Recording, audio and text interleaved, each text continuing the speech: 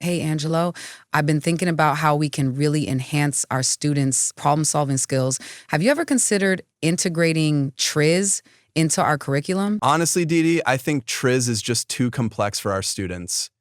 The traditional methods we use already serve us well. But the traditional methods don't always encourage creative thinking. TRIZ provides a structured approach that can help students think outside the box. I get where you're coming from, but implementing TRIZ would require a significant overhaul of our current curriculum. And frankly, I don't think it's practical. With the right training and resources, we can make it work.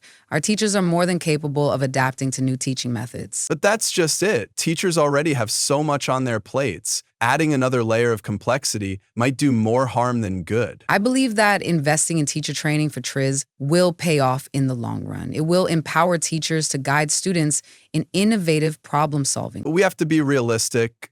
Schools have limited budgets and time. We can't divert resources to train teachers in a method that may not align with standardized testing. Standardized tests shouldn't be the be-all and end-all of education. TRIZ can prepare students for real-world challenges by enhancing their critical thinking skills. He can sew Jack social. And I'm doing it right? While critical thinking is important, we have to operate within the constraints of the educational system. TRIZ doesn't fit neatly into our established frameworks. Maybe it's time we challenge those frameworks. Sticking to outdated methods won't help our students thrive in an ever-changing world. That's a noble sentiment, but we have to consider the practical implications. Implementing TRIZ would require a complete shift in how we teach. Sometimes a paradigm shift is exactly what's needed. Our students deserve an education that prepares them for the future, not the past. We can prepare them without overhauling the entire system. Incremental improvements can be just as effective and are more manageable. Incremental changes won't keep pace with technological advancements and global challenges. We need to be bold in our approach. Being bold is one thing, but being reckless is another. We have to ensure any changes are sustainable and beneficial in the long term. And I agree, and that's why I believe TRIZ is worth exploring. Its principles have been successful in various industries. Why not in education? because what's effective in industry doesn't automatically translate to the classroom. We have to consider the differences in context. True, but the underlying goal of fostering innovation is the same. Our students can benefit from learning these problem-solving techniques. I'm not convinced. The potential confusion and disruption to established learning processes might outweigh the benefits. Underestimating our students' ability to adapt isn't fair. They're more capable than we often give them credit for. It's not about underestimating them. It's about providing a stable, effective learning environment. Stability is important, but so is evolution. Education needs to evolve to meet the demands of the future. Evolution doesn't have to be radical. We can integrate new ideas gradually without resorting to wholesale changes. But how much longer can we afford to wait? The world is changing rapidly, and our education system needs to keep up. We should focus on improving what we already have rather than chasing every new educational trend. TRIZ isn't just a trend. It's a proven methodology with the potential to significantly enhance our teaching. Perhaps, but until we have concrete evidence of its effectiveness in the classroom, we should proceed cautiously. We can pilot it in a few classes and assess the outcomes before a full implementation. Pilots require resources too. Are we prepared to allocate time and money for something uncertain? What if a method for solving nearly any problem existed, yet it was absent from schools and universities?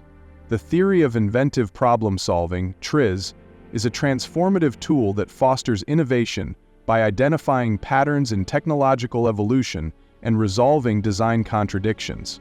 Despite its potential, TRIZ is rarely included in formal education due to its complexity and unfamiliarity. While traditional subjects like physics, chemistry, or mathematics follow clear frameworks, TRIZ is interdisciplinary and abstract, requiring students to think in terms of systems, patterns, and contradictions, skills not often emphasized in standard curriculums. Additionally, its practical application demands skilled instructors who can demonstrate its relevance across diverse fields, and without tangible connections to real-world problems, students may overlook its value compared to more hands-on tools like CAD software. TRIZ origins in engineering and pattern analysis further make it seem suited to specialized innovation training rather than general education, as institutions often prioritize foundational knowledge over creative problem-solving frameworks.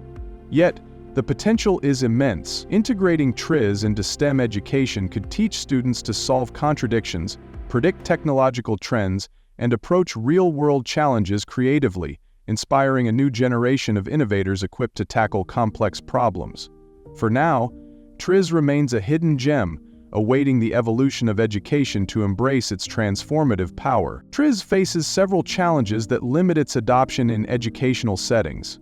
A major issue is the lack of awareness among educators. TRIZ, created by Genrich Altschuler, was initially designed for solving technical problems in engineering, which restricted its exposure beyond specialized industries. Many educators, especially those in non-technical fields, may have never encountered TRIZ during their training. Even within STEM disciplines, it is often viewed as a tool for experienced professionals rather than something suitable for general curricula. Compounding this issue, TRIZ is rarely included in teacher education programs, academic journals, or mainstream educational conferences, leaving a significant knowledge gap. For example, a professor teaching product design might rely on traditional brainstorming methods, unaware of how TRIZ tools like the contradiction matrix could enhance ideation. TRIZ remains like a hidden treasure buried under layers of educational tradition. Transformative but largely undiscovered. Another barrier is the educational system's focus on established models that prioritize standardized curricula and measurable outcomes. These systems emphasize foundational knowledge and conventional problem-solving methods, leaving little room for innovative approaches like TRIZ. The rigidity of accreditation standards and alignment with national education policies make adopting new frameworks challenging. For instance, a high school science curriculum might teach standard formulas for energy conservation, but would rarely encourage exploring alternative energy storage methods using TRIZ principles. Education often follows well-trodden paths, while TRIZ represents a bold, imaginative trail that requires effort to navigate. The perceived complexity of TRIZ also plays a role. Its methodology involves technical concepts like system evolution trends and substance field analysis, which may intimidate educators and students unfamiliar with engineering. Without simplified, age-appropriate materials, TRIZ can appear inaccessible.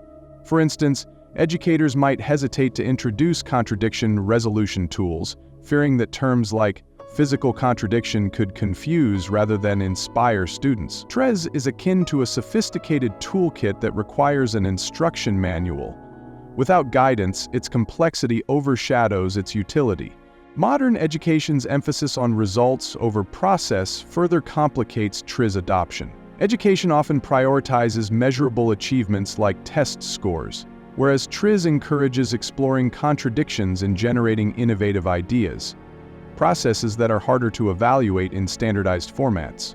For example, mathematics education typically focuses on solving equations rather than rethinking the problem itself. Traditional education teaches students to follow recipes, while TRIZ teaches them to invent new dishes from scratch. TRIZ's industrial roots also contribute to its limited adoption. Initially developed for engineering and pattern analysis, TRIZ is perceived as a niche tool, irrelevant to broader educational goals.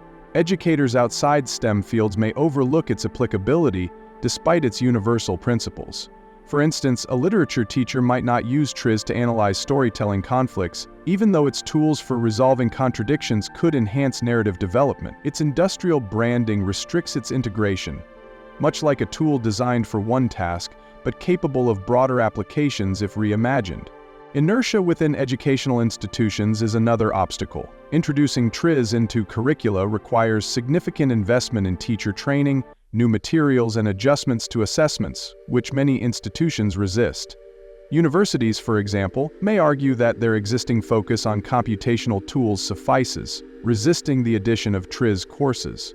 Educational institutions are like large ships, slow to turn and resistant to change, even when a better route is available. A lack of standardized materials and training further hinders TRIZ adoption.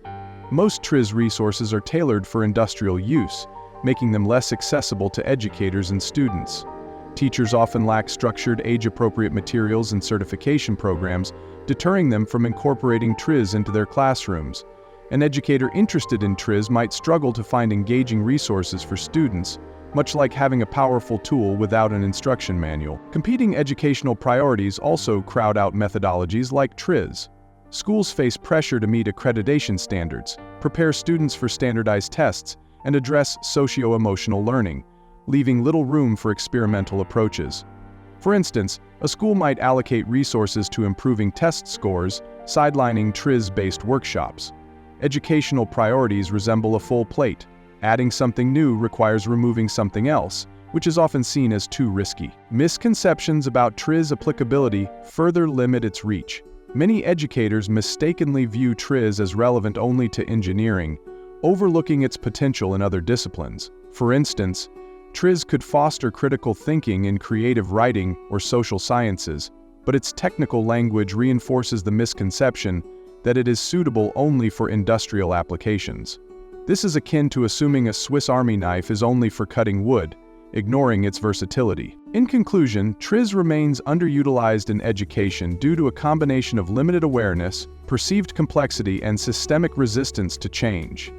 Its industrial origins, lack of standardized materials, and misconceptions further hinder its integration. However, with accessible resources, teacher training, and advocacy, TRIZ could revolutionize education. By addressing these barriers, TRIZ has the potential to equip students to tackle the complex challenges of the future.